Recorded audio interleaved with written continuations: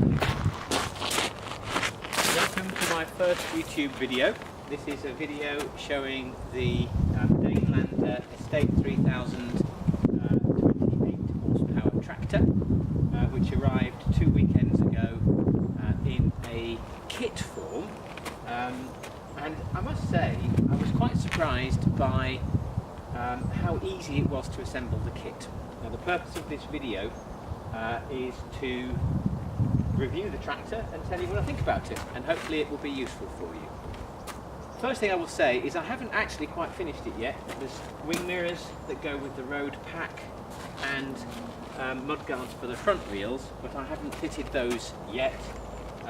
It's just so great to see it working, and it's so unbelievably useful that I haven't yet got around to doing that, because there's loads and loads of jobs I've been using it for. So, I'll tell you about the kit when it arrives.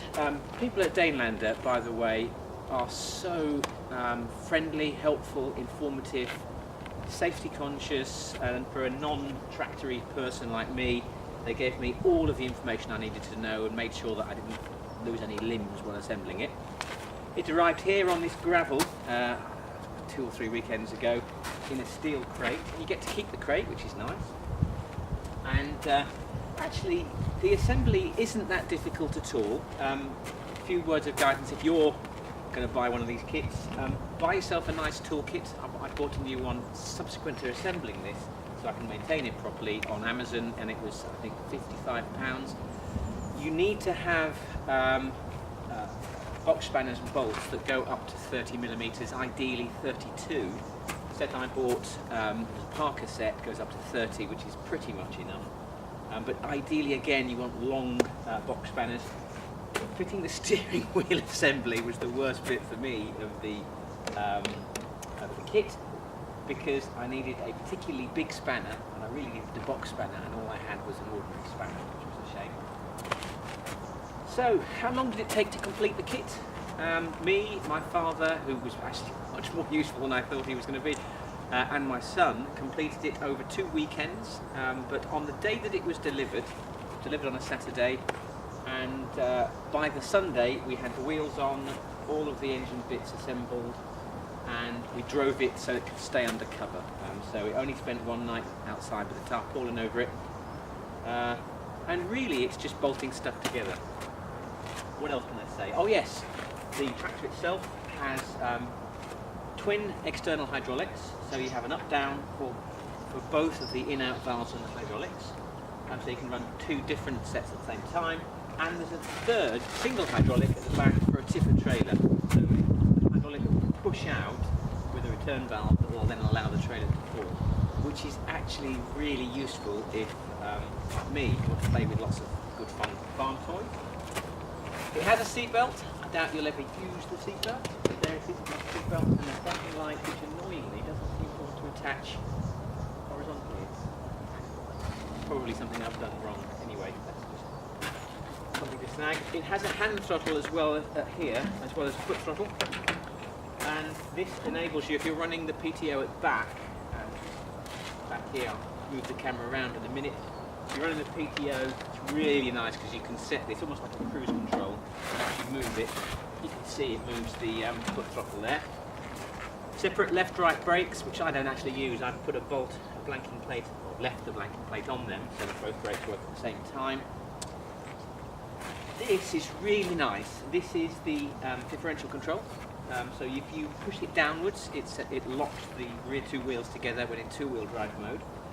And then on the other side here, there's a little stirrup handle that you can pull up, and when you pull it up, it locks the front wheel differentials to the back, so you've got 4-wheel drive, and it's absolutely amazing the difference that 4-wheel drive has.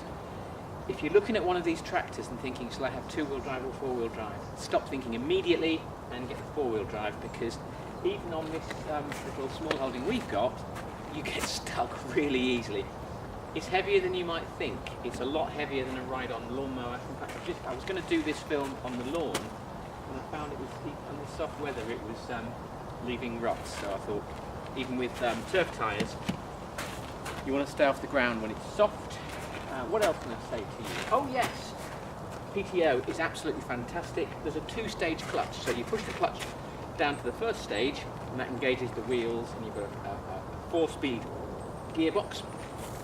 High-low lever here allows you to, in high gear, it will go in 4th gear, it will do about, I don't know, 20 kilometres an hour maybe. It's not tremendously fast.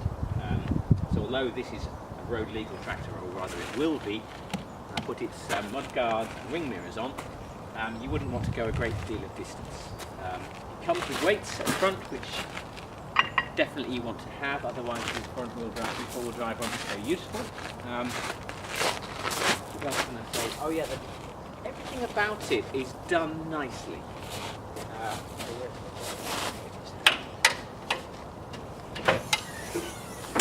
So everything fits nicely, and it's even got a stay to make the bonnet come up. And you can get to everything in the engine to service it. There's the gearbox oil, the engine oil, the hydraulics at the back, again you can get to. So what else can I say? PTO has twin speed, so you can have standard 540. It also has a fast speed, which I have never used, at 1000 RPM. The seat is adjustable. Let's take the plastic off. It comes with its own toolbox. I was very pleased with actually what it comes with. It comes with lots of things that you'll need. It comes with a rear working light. It also comes with your rear electrics for a tow. So when you're towing, your tow bar, your trailer indicators, etc. work. 3-point linkage,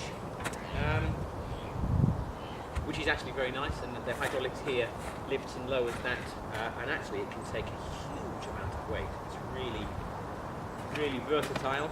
Oh yeah, there's some rear spats here which I've not fitted either yet. Another nice little thing is there's this little coat hanger attachment, which I couldn't work out what it was first because it's not mentioned in the instructions, and that's just for holding the top link if you're not using it, and I assume that's what it's for, and it's absolutely perfect. The instructions that come with it when you buy the tractor have been prepared by someone that's definitely made one of these, because they're easy to follow. Running out of other things to say. Oh yes, in low speed range gear, this thing creeps along literally at, I don't know, at this sort of speed. I mean, it really creeps along slowly. What else to say? It's covered in leaves at the moment because I've just picked up about 30 or 40 cubic metres of leaves. I've got a leaf vacuum at this toes, which is great, by the way. That's probably long enough for my first ever YouTube review or YouTube video.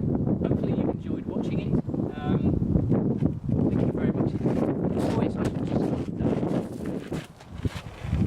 got nice little handles here as well, getting on and off.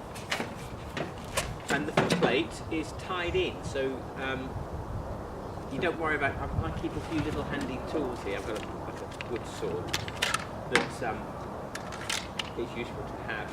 That's not going to fall out. The cockpit's quite nice. So yeah, two-stage clutch. So the clutch goes down to the first position. That's just to control the power, and then you press it down a second time, and it controls the PTO. And you've got a separate gearbox lever here, high or low speed, and then the PTO gets engaged down here. It starts really well. And in fact, actually, it came with half tank of fuel and all of the fluids that it needs, so gearbox oil, hydraulic oil. The only thing it didn't come with was antifreeze and water for the radiator, and the radiator arrives empty. But that takes literally a minute to fill up. I bought a handy funnel set, and the hydraulic oil fills underneath here, and you really do need a funnel for that. So, there we go. Hopefully you enjoy it. I'll just fire it up so you can see it going. This is at high speed, so oh yeah, handbrake is just simply a ratchet on the foot.